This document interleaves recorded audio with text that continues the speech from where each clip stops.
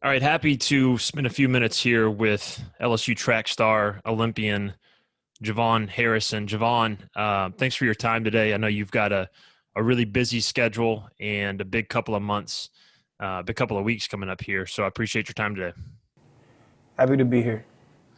I want to start with your preparation for the Olympics, and I've heard that specifically with your sleep, you're already starting to try to prepare for this process and being in Tokyo and the time difference there.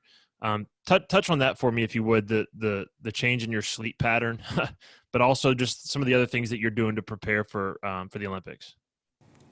I mean, when it comes to sleep, like my sleep schedule isn't the best anyway, so it kind of helps because my coach wants me to start going to bed later. So like I already went to bed at like 2 a.m. or like 1, 2 a.m. whenever I was in school. Yeah. So he just told me to add like an extra hour to 2 hours onto that. So like now I go to sleep at like 4 or 5 o'clock in the morning, and then I'll practice at like 2 to 3 o'clock in the afternoon. What else are you doing to prepare besides sleep? Have you changed your diet at all? Have you changed any of your routines? Are you trying to stay pretty routine oriented with what you did during the season in terms of getting ready? I'm not a big fan of change, so I'm doing the exact same things I was doing during the college season now. Gotcha.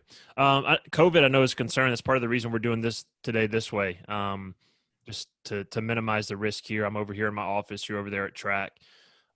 What precautions are you trying to take? How careful are you trying to be? I know it's really starting to pick up over the last couple of days, but obviously this being, you know, some of the biggest moments of your life.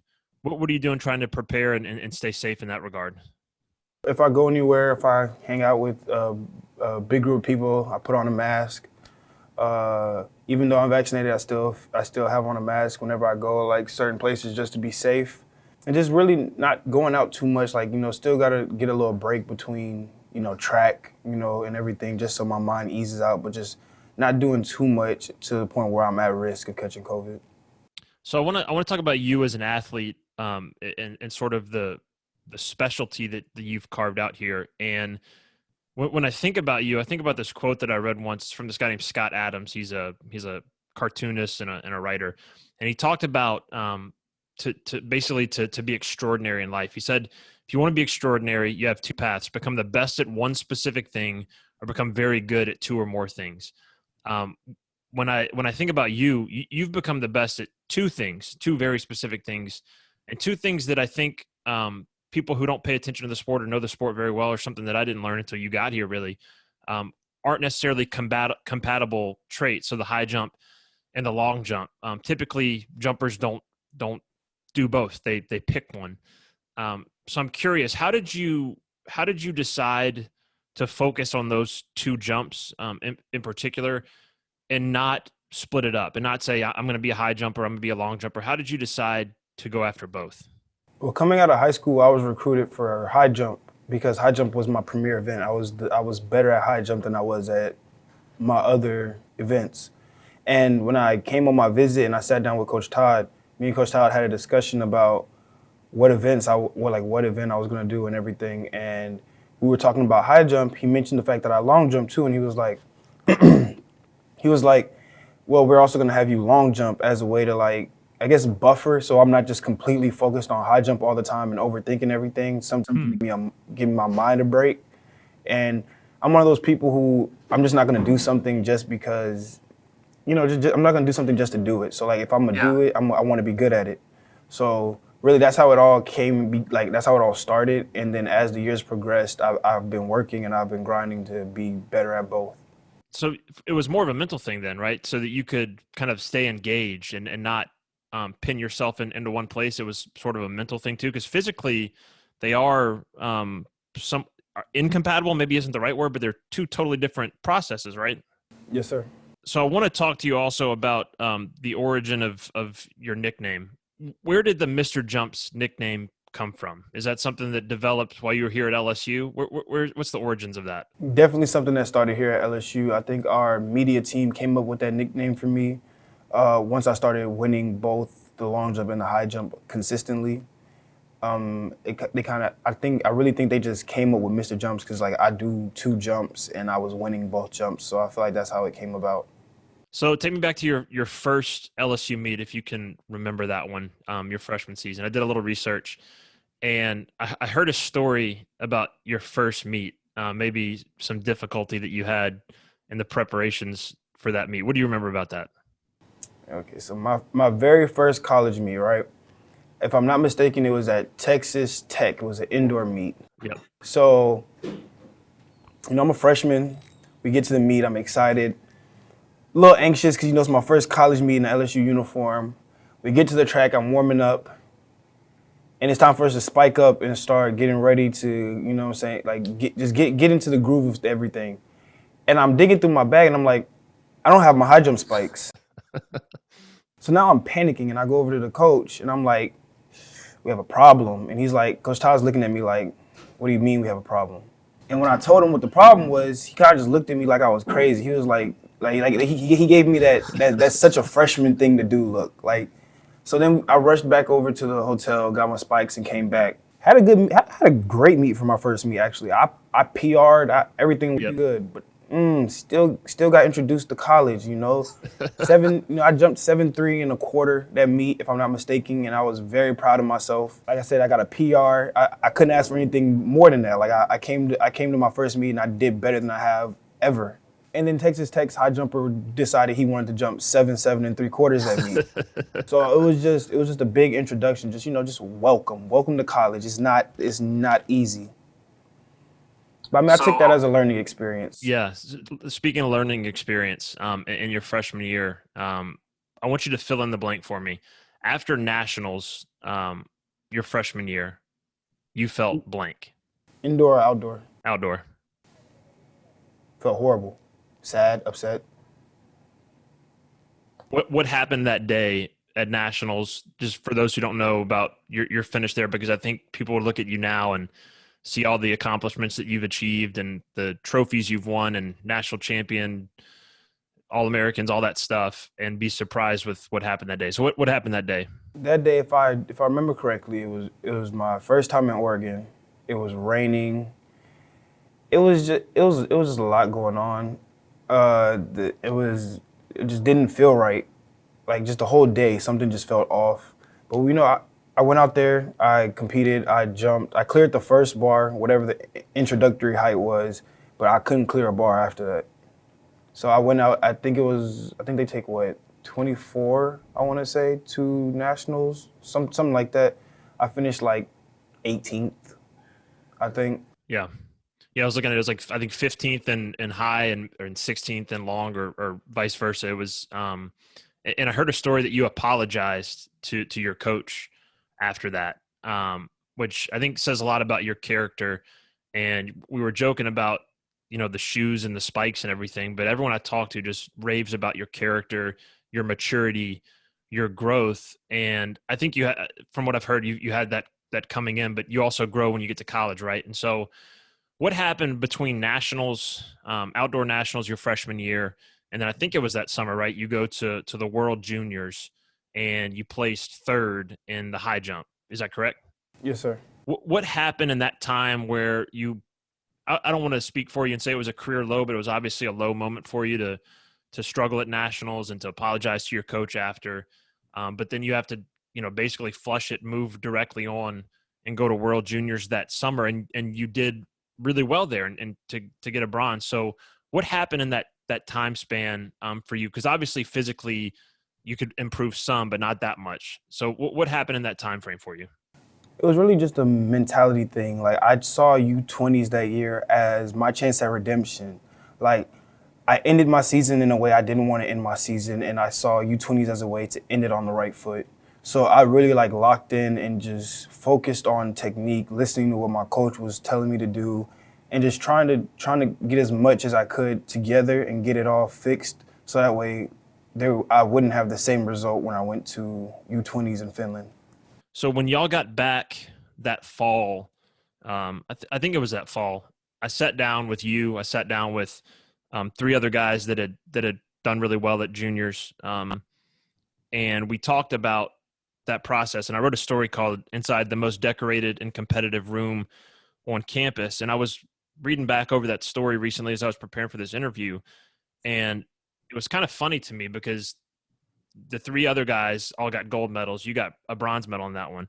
And there was a line in there that I remember the interviews, like they were kind of like, I think we did a group interview and then some individual interviews, and they were kind of teasing you, not really, but there was a line in there from one of your teammates. He said, "Me, Mondo, and Jake are gold medalists, so we always like to hold it over JuVaugh's head because he placed third at World Juniors. He's living amongst winners."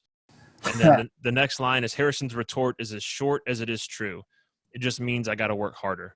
How much did being around those guys and their success, but really the success of everyone in the track program and the elite athletes that y'all have over there, how much did that competitive nature motivate you, get you better, get you to where you were your freshman year, where you struggled at nationals, to your sophomore year, where you really took off? It motivated me a lot. I'm not one of those people who, if you, I guess, criticize me or, pop jokes at the fact that I didn't do good, like it doesn't really get me down. Like, yeah, I think about it, but it doesn't really get me down. I really like to use that type of stuff as motivation to do better because, okay, you said that about me now. What can you say now? And I mean, I can even say that now. Like they were getting on me about not winning, but now I've worked and now you can't say I'm not winning because I am. So it's like you got to use certain things as motivation. So like never let things people say get you down. Just use it as a way to prove them wrong. So fast forwarding, the next time that I wrote about you was after, I think it was, I'm looking at the story here too. I think it was in June of 2019. So that must've been after outdoor nationals, your sophomore year. And it's funny, like looking back on it, you had two thoughts racing through your mind: be clean or jump your butt off. And that was in the high jump, which I, I enjoyed that line. But, you go from, I guess the year before, if my timeline is correct here, really, really struggling at nationals, to the next year making history and being the first to win the high jump and the long jump. What did that day mean to you to make history? What are the memories of that day and the emotions that you felt? That was a great day. I mean, my mom was there, my godmother was there. They saw me win both my events. And if I'm not mistaken, they were at nationals. No, I think they were at indoor nationals. They don't think they made it to Oregon, but they were there for most of like I don't want to say my downfall, but my heart one of my hardest athletic years, and to have them there at one of the biggest moments for me at that time, it was great and it was surreal, and I was very happy and proud of myself to be able to redeem myself in front of my mom and my godmother and show them that I have put in the work and that I am as good as I want, or not as good, because you can always get better. But at the time, I was as good and I was as dominant as I could be. Could you give me some insight technically, because I don't understand the technical aspect of jumping necessarily, but because you're doing both events, did it take you a little while to sort of, if you, let's say you'd focus on one, like I'm going to focus completely on high jump, it's going to be all high jump technique, and that's all I'm going to focus on, and maybe you master that technique a little bit faster and maximize yourself a little bit faster, and maybe you don't have those struggles early in your freshman year. Is that a safe assessment, or do you feel like doing both is, maybe it took a little bit longer to hit the heights that you've hit, or the links, I guess, but it's been beneficial for you in that sense? I definitely think the second one is more accurate. I feel like it's been more beneficial. Not only like because you can like you said, you can focus in on one and then get one down and then try to go over to the other one and then try to do all that. But that's how you end up getting rusty because you're putting too much time into one. If you don't show each event equal practice time, equal like thought time, like sitting down thinking over it, equal technical training, then it's gonna all fall apart. So I really feel like that's what's helped me a lot is the fact that me and my coach came up with a way for me to show 50-50 to both events in terms of practice time and in terms of everything else. Without giving away all the secrets to your success, how do you divide up that time evenly in your training? What does your training look like? Do you have like a high day and a long day? You split them up on different days? How do you balance that as opposed to someone who would just focus on one? There are sprint days and acceleration days built in along with general strength days. And then, if I'm not mistaken, I high jump and long jump once a week, like actually like get on the runway and actually take jumps over the bar.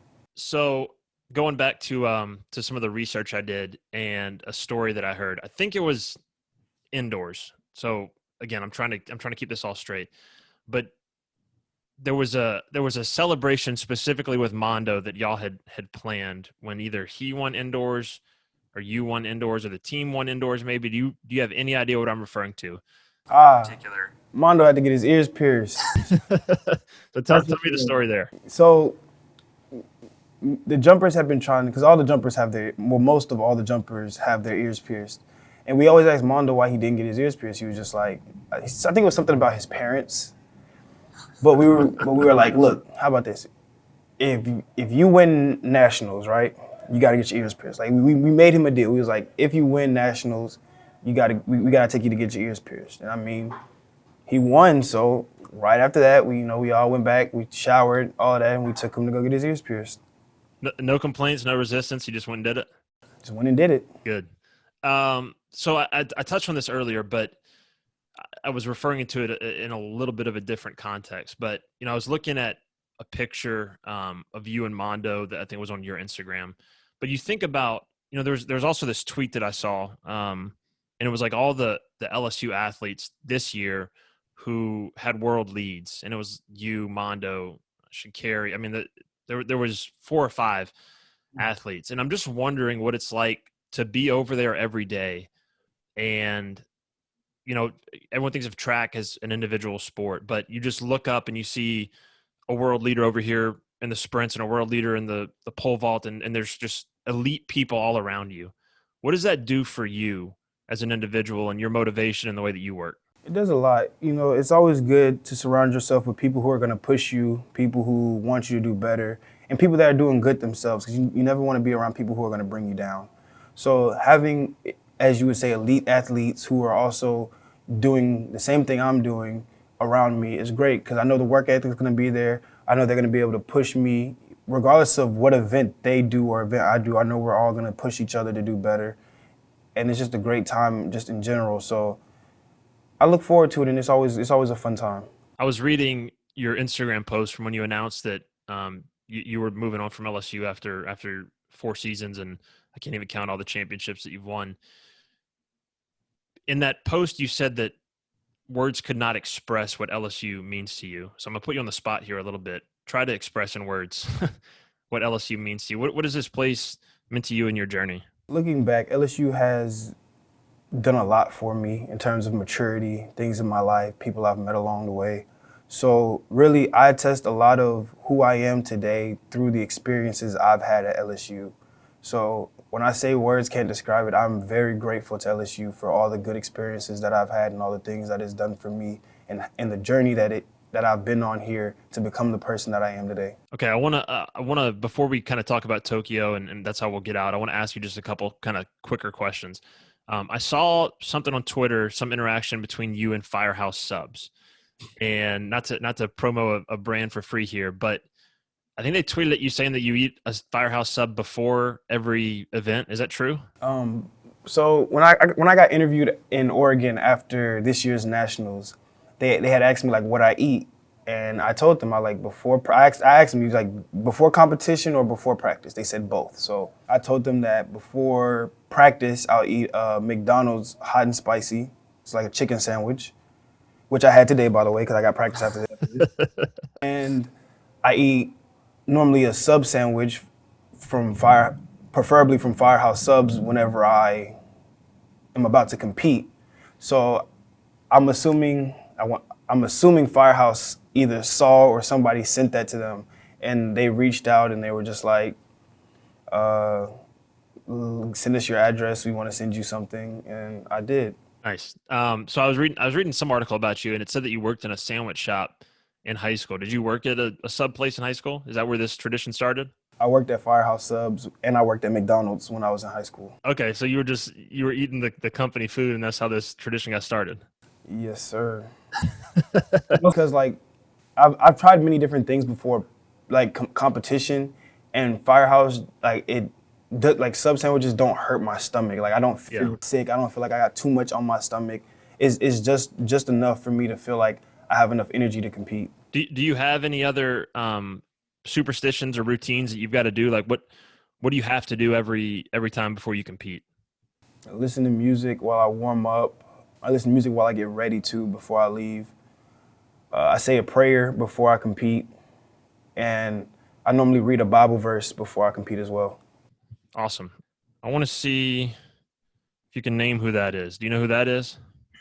I'm assuming that's Jim Thorpe, right? Jim Thorpe. That's right. So for those who don't know, you're the first American athlete since Jim Thorpe, I believe in 1912, to compete in the Olympics in the high jump and the long jump. Were you familiar with his history before that? I mean, I don't know if you know his reputation as one of the greatest athletes of all time. I'm guessing you might just because you've been compared to him now. But when you hear that comparison, what do you think? So to answer the first thing, no, I didn't really know who he was until I saw the comparison. I didn't know much about him until I saw the comparison. But I mean, like you said, he's considered one of the greatest track athletes just in general. So to be compared to someone like that is, I feel like it's a great accomplishment. It's a great honor. While we're still screen sharing, I wanted to ask you what these two people mean to you. And we'll let this photo load first. So what does this person mean to you? Tell our people watching or listening who this is and what she means to you.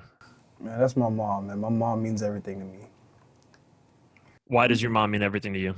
My mom has given up and done so much to get me to where I'm at today.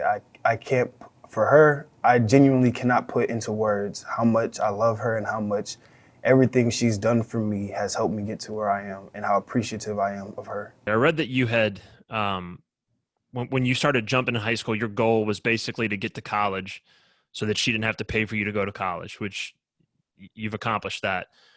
And I think I also read that you're basically thinking about her every time you jump. You know, you've accomplished that goal for her. You got to college, you got your education, you got that paid for. What's your next goal for her and what you want to accomplish for her? I want to get her to a point where she doesn't have to work. My mom's been working. My mom's done a lot. Like she's worked so long, so hard. She's worked night shifts, day shifts. My mom has worked more than most people have in their entire life. And I want to get her to a point where she can just relax and enjoy life, where she doesn't have to think about how she's going to get the money for the next bill or anything of that nature. I want her to be so content with life that if she wants to pick up and go to a beach, she can just pick up and go to a beach. She doesn't have to worry about anything. She can just go do it. That is my ultimate goal, to make sure that she, for the most part, just lives as comfortably as she can. Okay. And one more picture for you. Tell me what this individual means to you and who it is, of course. That's my coach. That's the GOAT right there, man. That's the man that anytime I need to talk to somebody, I know I can call him to talk to. We might butt heads every so often about workouts or what we got going on at practice, but at the end of the day, I know he's got my back 100%.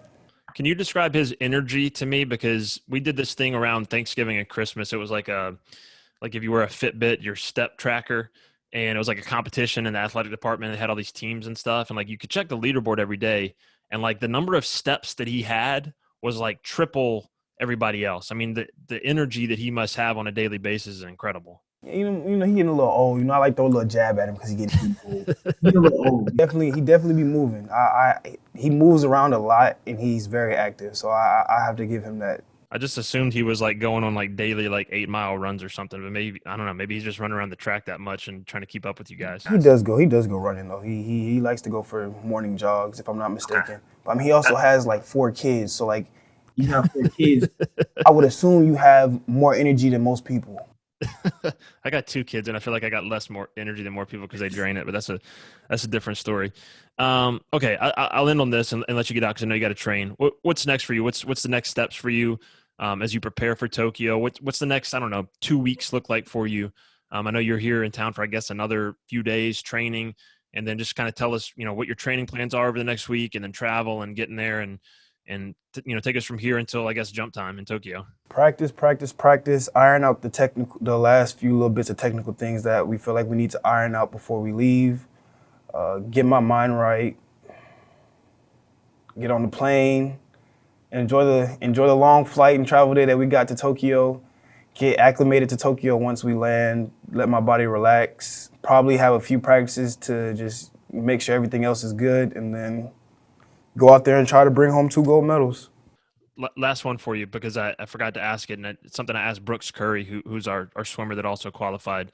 Um, Brooks told me that he didn't think he would have qualified if the Olympics had been last year, and obviously last year, you were building for this last year, and so for it to be postponed, I'm sure was heartbreaking for NCAA outdoors to be canceled. I'm sure it was heartbreaking too. But now here you are, here a year later. You just won the double again outdoors, and now you're preparing for Tokyo. Um, how much of the last year was helped you prepare for this? How much was it just getting over the heartbreak of it being pushed back a year? What's the last year, 18 months been like for you? I was hurt when they canceled our season, but ultimately I think it did pay off. I'm not gonna say I wouldn't have qualified because I've said in like many interviews, I felt great going into indoor nationals. Like I felt like I was gonna get the standard. I felt like by the end of the season I would have been ready to make the team. But I'm not gonna discredit the fact that I definitely feel like I was more prepared this year because I had a year off, because I had an extra year to get my body right. Awesome. Well, JuVaughn, we're excited, man. We're excited to watch you jump in Tokyo. It's been awesome watching you and your career at LSU, and just so proud of you and what you've done. So good luck. Go Tigers. Thank you, and go Tigers. All right, JuVaughn. Thanks, man. Appreciate it.